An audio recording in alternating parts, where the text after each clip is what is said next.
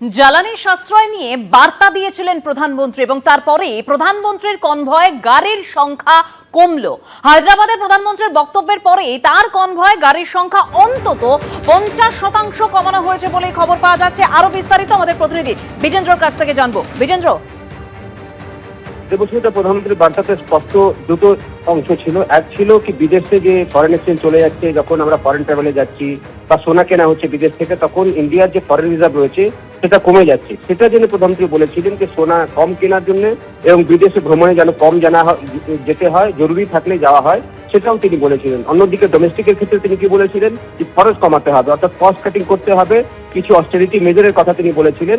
এবং তারপরে দেখা যাচ্ছে কি আজকে যেটা প্রধানমন্ত্রী দপ্তর সূত্র থেকে জানা যাচ্ছে যে প্রধানমন্ত্রী হায়দ্রাবাদে এই কথাগুলো বলেছিলেন। তারপরে তিনি গুজরাট গেছেন, গতকাল গুয়াহাটিতে ছিলেন। তার কনভয়ে দেখা যাচ্ছে প্রায় 50% গাড়ি কমিয়ে দেওয়া হয়েছে। এসপিজি প্রোটোকল মেনেই কমানো হয়েছে, যতটা সম্ভব হয় গাড়িগুলো কমানো হয়েছে তার কনভয় থেকে। এবং এটাও বার্তা দেওয়া হচ্ছে কি হয়তো ইলেকট্রিক ভেহিকেল বেশি করে ব্যবহার করতে হবে, যেহেতু জ্বালানি আমদানি করতে গিয়ে অনেক টাকা খরচ হচ্ছে ভারত সরকারের।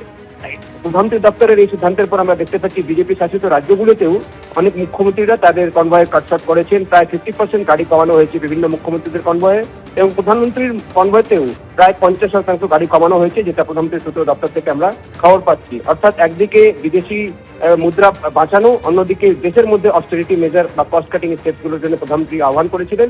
তার প্রতিফলন আমরা দেখছি প্রধানমন্ত্রী দপ্তর থেকে করা হচ্ছে, মুখ্যমন্ত্রীরাও করছেন।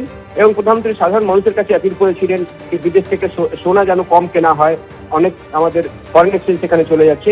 সেক্ষেত্রে এখন কি পদক্ষেপ নেন সাধারণ মানুষ, সেটা দেখার বিষয়। ধন্যবাদ বিজেন্দ্র।